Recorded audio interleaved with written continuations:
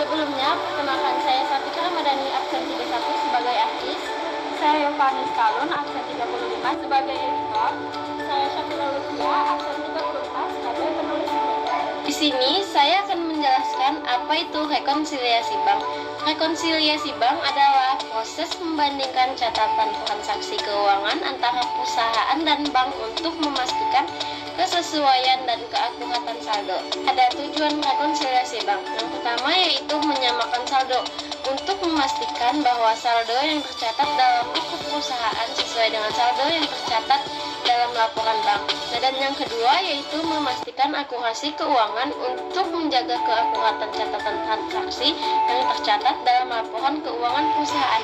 Dan yang ketiga yaitu mendeteksi kesalahan untuk menemukan adanya kesalahan dalam pencatatan transaksi baik yang disebabkan oleh pihak perusahaan maupun bank. Yang keempat yaitu mencegah kecurangan. Dengan rekonsiliasi bank, perusahaan bisa mendeteksi adanya transaksi yang tidak sah atau pencurian yang dilakukan oleh oknum yang tidak bertanggung jawab. Dan yang kelima yaitu memastikan kelancaran operasi. Dengan melakukan rekonsiliasi secara rutin, perusahaan dapat menghindari masalah keuangan yang bisa mengganggu operasional. Rekonsiliasi bank. Ada perbedaan antara catatan buku perusahaan dan laporan bank bisa disebabkan oleh beberapa faktor antara lain. Yang pertama yaitu setoran dalam perjalanan. Setoran yang sudah dilakukan oleh perusahaan tetapi belum tercatat oleh pihak bank pada laporan mereka. Setoran ini mungkin masih dalam proses verifikasi atau belum diproses pada saat laporan bank dibuat. Dan yang kedua yaitu cek beredar. Cek yang telah dikeluarkan oleh perusahaan untuk pembayaran tetapi belum dicairkan oleh penerima atau belum diproses oleh bank pada saat laporan bank diterbitkan. Dan yang ketiga yaitu jasa giro. Bank sering mengenakan biasa jasa giro atas penggunaan rekening yang mungkin belum dicatat oleh perusahaan namun tercatat oleh bank. Dan yang keempat yaitu beban administrasi. Beban yang dikenakan oleh bank seperti biaya administrasi bulanan atau biaya transaksi lainnya yang mungkin belum tercatat oleh perusahaan. Dan yang kelima yaitu kesalahan pencatatan. Baik perusahaan maupun bank bisa saja melakukan kesalahan dalam pencatatan transaksi. Misalnya, jumlah yang tercatat berbeda atau ada transaksi yang tercatat 2 kali. Akan saya jelaskan secara detail. Yang pertama yaitu setoran dalam perjalanan atau deposit in transit. Setoran dalam perjalanan adalah setoran yang sudah dilakukan oleh perusahaan namun belum diproses oleh bank pada saat laporan bank dibuat. Hal ini terjadi karena perbedaan waktu antara saat setoran dilakukan oleh perusahaan dan saat bank memprosesnya. Contohnya yaitu perusahaan A melakukan setoran sebesar 5 juta pada tanggal 30 Juni, tetapi setoran tersebut baru tercatat dalam laporan bank pada tanggal 1 Juli. Dalam rekonsiliasi bank, setoran ini harus ditambahkan ke saldo bank. Dan yang kedua yaitu cek beredar atau outstanding check. Cek beredar adalah cek yang telah dikeluarkan oleh perusahaan untuk membayar kepada pihak lain, namun belum dicairkan oleh penerima atau belum diproses oleh bank pada saat laporan bank dibuat. Contohnya yaitu perusahaan B mengeluarkan cek sebesar 3 juta untuk membayar pemasok pada tanggal 28 Juli. Namun, cek tersebut baru dicairkan pada tanggal 3 Juli. Dalam rekonsiliasi bank, cek ini harus dikurangi dari saldo bank, yaitu cek kosong atau bounce check. Cek kosong terjadi ketika perusahaan mengeluarkan cek yang tidak dapat dicairkan karena saldo di rekening perusahaan tidak mencukupi untuk menutupi nilai cek tersebut.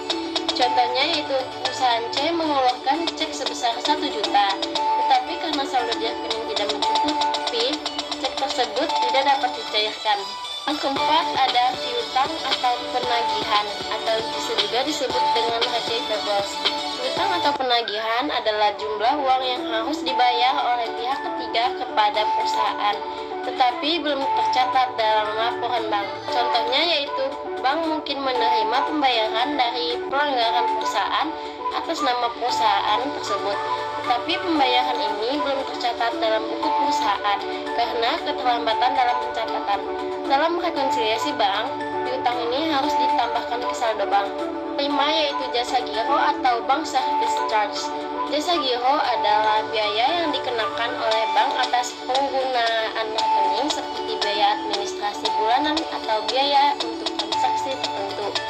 Biaya ini mungkin sudah tercatat oleh bank tetapi belum dicatat oleh buku perusahaan.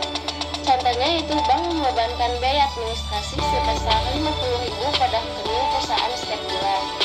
Tetapi perusahaan baru mencatat biaya ini pada bulan berikutnya. Dalam rekonsiliasi bank, biaya jasa giro ini harus dikurangi dari saldo perusahaan. Keenam yaitu beban administrasi atau bank charge.